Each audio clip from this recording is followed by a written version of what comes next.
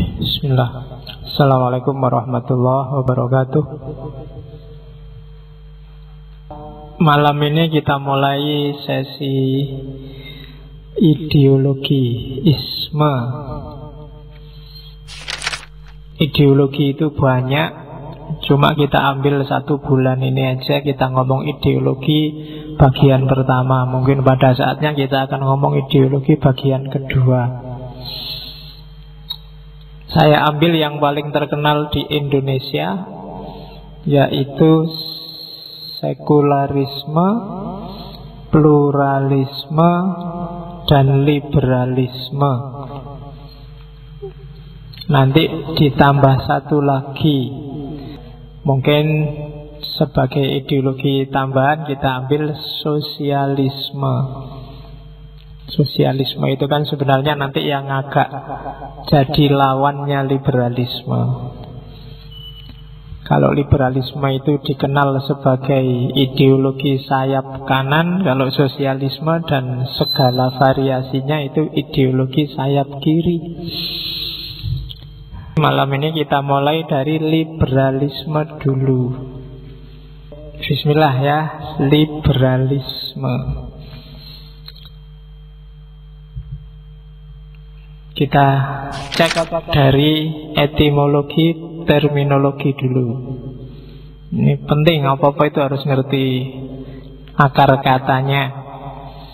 Jadi akar kata, istilah-istilah yang muncul biasanya liberal, liberty, libertarian, libertin.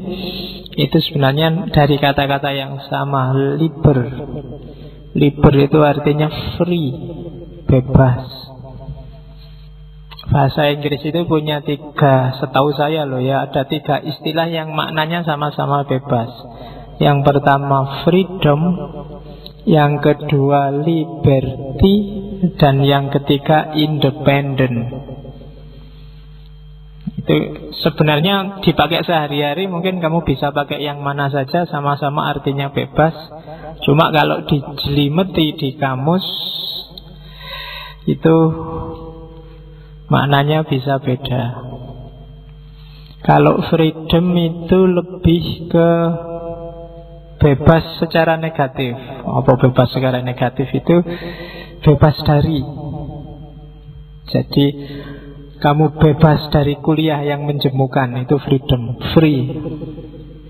Kadang-kadang gitu.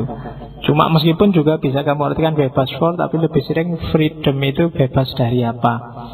Kalau liberty itu sering diartikan bebas untuk apa. Kalau independent itu konotasinya lebih banyak ke ketidaktergantungan. Jadi tidak tergantung itu tidak terikat oleh apapun. Kalau apa ya contohnya biar kamu jelas. Misalnya kamu diputus pacarmu, kalau kamu merasa akhirnya aku bebas dari kamu, itu berarti masih freedom. Kalau kamu terus setelah ini gimana ya, ada nggak yang mau sama aku, itu kamu freedom tapi belum liberty. Kamu masih bingung mau ngapain, masih tidak jelas. Kalau konotasinya bahwa kamu merdeka, wah aku sudah nggak terikat lagi, aku sudah terserah aku habis ini mau ngapain, itu independent. Kalau freedom itu kamu bebas tapi masih terbayang-bayang, masih apa-apa masih teringat dia, itu freedom tapi belum independent. Kalau sudah independent itu kamu sudah tidak ada kamu juga tidak apa-apa. Nah itu independent analoginya. Ketika Belanda pergi dari Indonesia, itu sebenarnya kita freedom. Apa kita independen? Ya kamu boleh tanya lagi, apa kita sudah nggak tergantung sama luar negeri, nggak tergantung sama barat? Mungkin belum. Oke. Nah, malam ini kita liberty. Sebenarnya kalau diterjemah pakai bahasa Indonesia, semuanya bisa kamu terjemahkan dengan kata-kata bebas. Jadi bebas itu ya free. Ya kan, kalau di Indonesia free mungkin lebih kadang-kadang dipakai arti gratis, tidak bayar. Yang paling kamu seneng kan terjemahan free yang gratis itu. Ya, free change. Oke, Liber dapat atau libertin dapat akhiran isme. Jangan salah, tahun 2015 kemarin kata-kata paling populer, paling terkenal di kamus online itu, Merriam-Webster, itu word of the year, kata-kata paling populer dalam tahun itu adalah kata-kata ism. Jadi ternyata banyak sekali orang yang mengejar maknanya ism. Makanya sekarang kita pakai sesi ideologi biar kamu gak ketinggalan zaman. Kalau orang di sana-sana ngejar ism, kamu juga harus ngerti ism itu apa. Ism itu kalau di barat muncul, dipakai sekitar abad 17, tahun 1680-an sekian oleh filosof namanya Thomas Carlyle, yang nanti diteruskan oleh Bernard Shaw. Jadi itu tidak lama. Kalau ism dari bahasa Yunani kuno, ismos, nanti diadopsi oleh bahasa Latin, diadopsi lagi ke dalam bahasa Perancis, baru terakhir masuk ke dalam bahasa Inggris, oleh Inggris diadopsi di Indonesia jadi isme. Jadi sudah lewat banyak sekali penyerapan. Sehingga kemudian muncul istilah liberalisme, diterjemahkan secara sederhana sebagai ideologi. Jadi kalau orang itu hakikatnya bebas, tapi begitu masuk liberalisme berarti kebebasan, dia jadi ideologi. Kalau itu sudah jadi ideologi, berarti di situ juga sudah ada patokan baku yang harus diikuti untuk menuju ideal tertentu. Jadi ketika itu ideologi, sistemnya biasanya sudah tertutup, sudah ada patternnya, sudah ada polanya. Harus begini kalau mau begitu. Itu biasanya sudah coraknya ideologi.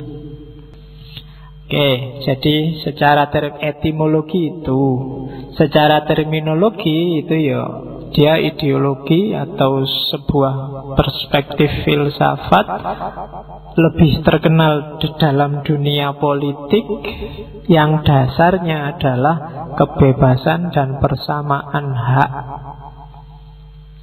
Kebebasan dan persamaan hak dalam apa? Secara umum itu konsepnya bebas dan sama haknya dalam berpikir dan berekspresi. Nyawanya ada di situ. Jadi orang yang disebut liberal atau menyatakan dirinya liberal atau dianggap liberal itu sebenarnya dia harus punya ciri bebas mikir dan bebas berekspresi. Jangan menyebut dirimu liberal kalau kamu apa-apa masih manut, masih nurut, masih ikut siapa atau ikut apa. Karena value dasarnya liberalisme itu bebas berpikir dan bebas berekspresi. Terus keywordnya sebenarnya ada 3. Jadi kata-kata kuncinya, kalau kamu diskusi tentang liberalisme, biasanya 3 hal itu pasti terlibat. Yang pertama, kebebasan berpendapat, berbicara, berwacana. Yang kedua, hak, yang luasnya sekarang jadi HAM. Dan yang ketiga, anti tirani, anti penindasan, anti diskriminasi, anti hegemoni. Pokoknya 3 itu keywordnya. Jadi yang pertama adalah freedom of speech, kebebasan berbicara, kebebasan berpendapat. di mana terjadi orang dilarang ngomong sesuatu, dilarang mikir sesuatu, dilarang merenungkan sesuatu, berarti di sana tidak ada kebebasan, tidak liberal. Oke, maka freedom of speech nilai pertama yang dijamin. Terus hak, kalau dalam liberalisme yang paling dikenal semboyannya life, liberty, and property. Life itu hidup merdeka, not under everyone. Setiap manusia setara. Semuanya kalau dalam agama levelnya adalah makhluknya Allah. Tidak ada yang lebih tinggi. Yang ada hanya beda fungsi. Sekarang di sini saya fungsinya sebagai yang ngajar, yang ngasih sesuatu, kamu yang belajar. Hanya beda fungsi, nggak ada ranking, nggak ada hierarki. Itulah life. Orang kaya dan orang miskin itu sama, hanya beda peran. Oke, yang kedua liberty, bebas. Manusia itu mau ngapain aja boleh. Terserah, cuma resiko tanggung sendiri, apakah itu akibat baik maupun dampak yang buruk. Itu liberty, freedom of think. Yang ketiga property. Ini nanti yang ada hubungannya dengan ekonomi.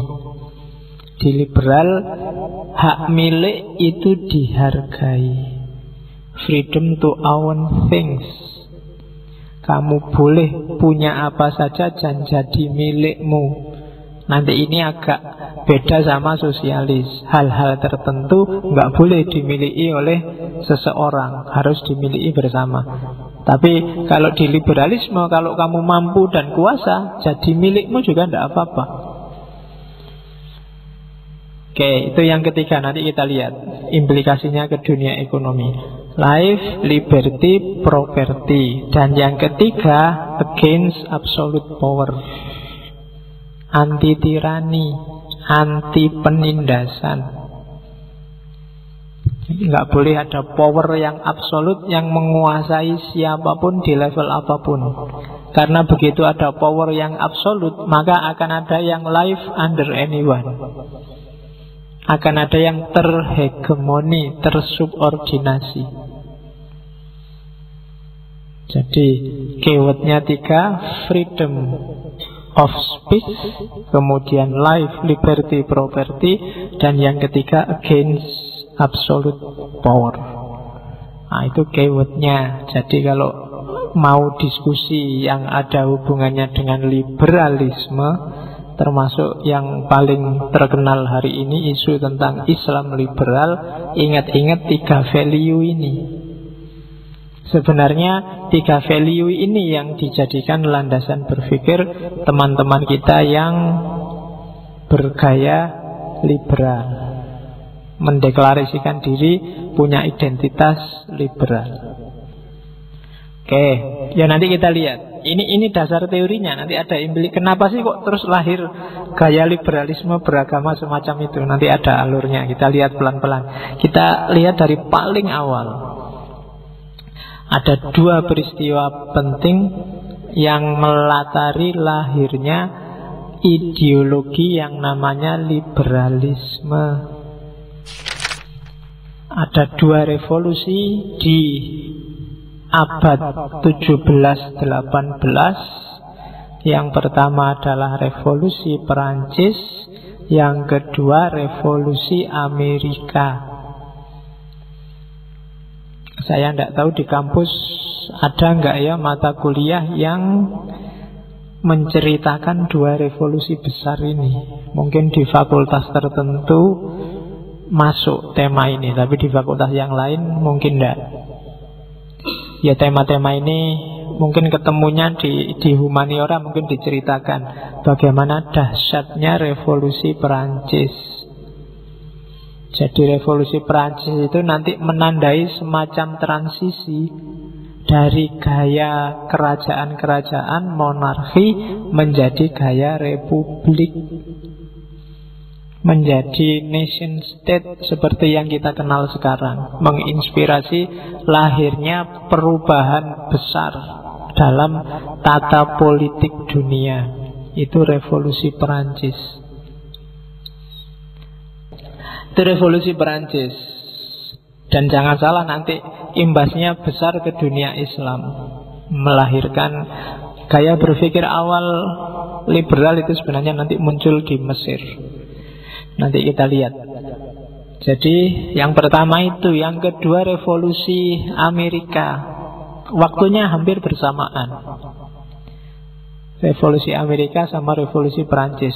Ini sebenarnya diawali dari pertempuran antara Amerika melawan Britania Raya Inggris zaman dulu.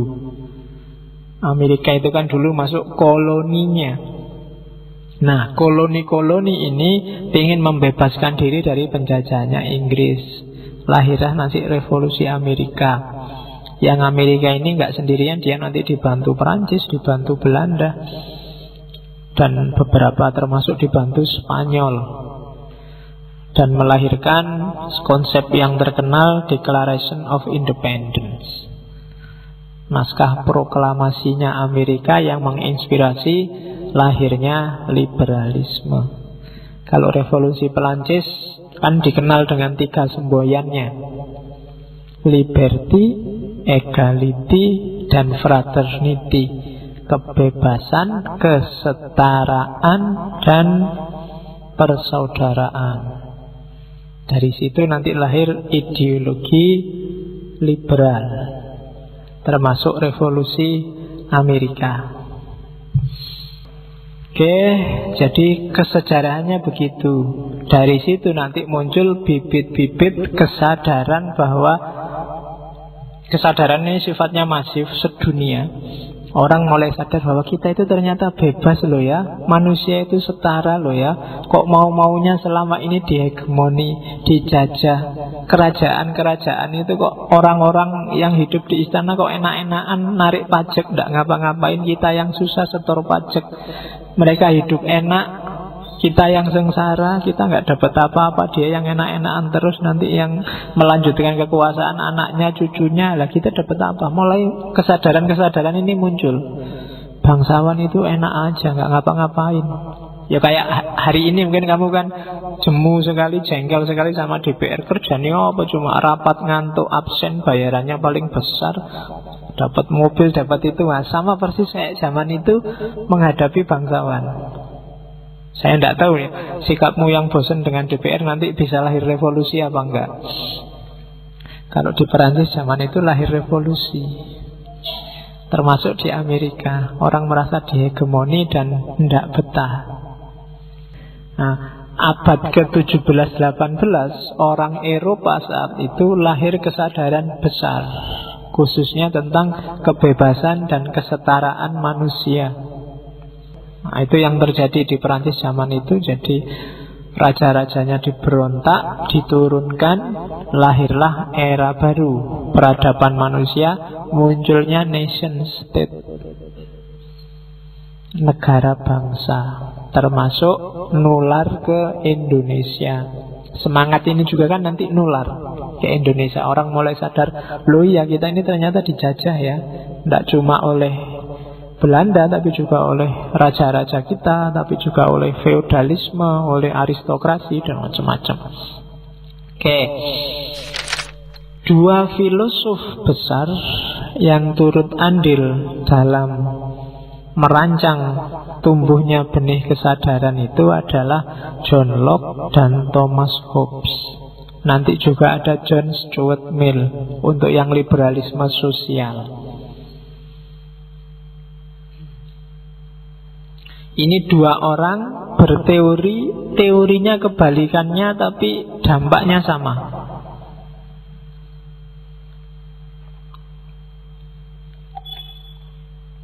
Kalau Thomas Hobbes itu teorinya suudzon pada manusia. Kalau John Locke teorinya husnudzon. Ya, di buku-buku filsafat nggak ada kamu cari husnudzon dan suudzon itu. Jadi Katanya Thomas Hobbes, manusia itu dasarnya jelek. Orang itu hakikatnya jelek semua. Kalau dibiarin, misalnya nggak dikasih aturan apa-apa, wis uripo sak karepmu, itu dunia langsung kiamat saat ini juga. Kalau nggak percaya coba aja. Sudah sekarang bebas, kamu mau ngapain aja, mau nyari pasangan siapa saja sekarang juga mau boleh. Kamu mau tak jamin di sini langsung rusak. Kamu kalau memang bisa ambilin uangnya temenmu, kalau kamu mampu ambil aja. Kalau dia ngelawan kecil aja, pukuli aja beres. Kalau begitu dibebaskan gini, mungkin nggak lama 1-2 jam selesai rusak. Katanya Thomas Hobbes, dasarnya manusia itu jelek kalau nggak dikasih aturan. Oleh karena itu, orang butuh sistem, butuh masyarakat, butuh negara. Sistem masyarakat, sistem politik yang namanya sekarang adalah negara, penguasa. Gunanya apa? Biar orang hidup damai. Jadi sebenarnya manusia itu bebas, tapi karena dasarnya dia jelek, maka dia butuh negara. Kebalikannya John Locke. Kalau bagi John Locke, husnudzon dia, manusia itu dasarnya baik, hakikatnya baik. Dia jadi jelek terpengaruh dari luar. Dibiarin aja orang itu sejak kecil itu mesti tidak mikir aneh-aneh kok. Nggak mikir neko-neko. Hanya mikir untuk memenuhi kebutuhannya saja, memenuhi fitrahnya saja. Dan itu baik. Cuma jadi jelek ketika hidup bareng orang lain. Ketika hidup bareng orang lain muncullah pikiran-pikiran jelek, muncullah hasrat-hasrat jelek. Karena mungkin yang lain punya sesuatu dia tidak punya, yang lain punya banyak, dia punya sedikit. Yang lain selalu yang bikin kita jelek, katanya John Locke. Oleh karena itu, kita butuh negara. Gunanya negara apa? Gunanya negara jadi wasit. Jadi biarkan orang sesuai keinginannya, sesuai gayanya hidup. Terserah dia mau hidup kayak gimana, monggo. Cuma kalau pas waktunya tabrakan, aku kepentinganku A, kamu kepentinganmu B, kok ndak nyambung tabrakan. Nah itu kan butuh wasit, biar nggak tawuran. Di situ orang butuh negara. Jadi yang satu karena manusia jelek, dia butuh negara yang mengarahkan biar nggak melakukan yang jelek-jelek. Kalau di John Locke, karena manusia itu baik, maka dia butuh negara yang jadi wasit biar kebaikan-kebaikan ini nggak saling tabrakan sehingga jadi jelek. Nah, itu dua filosofi, dua teori yang namanya state of nature, fitrahnya manusia. Ya wilayah, ya state itu wilayah, ranah, nature itu yang alami. Yang satu bilang secara alamiah manusia jahat. Kamu mungkin sering dengar istilah homo homini lupus. Bagaimana manusia itu saling memangsa satu sama lain. Secara natural, katanya Thomas Hobbes, kalau dibiarin aja, orang akan memanfaatkan orang lain untuk kepentingannya. Dan yang kedua John Locke. Katanya John Locke, enggak kok, hakikatnya manusia itu baik. Hanya saja kadang-kadang antar kepentingan saling benturan.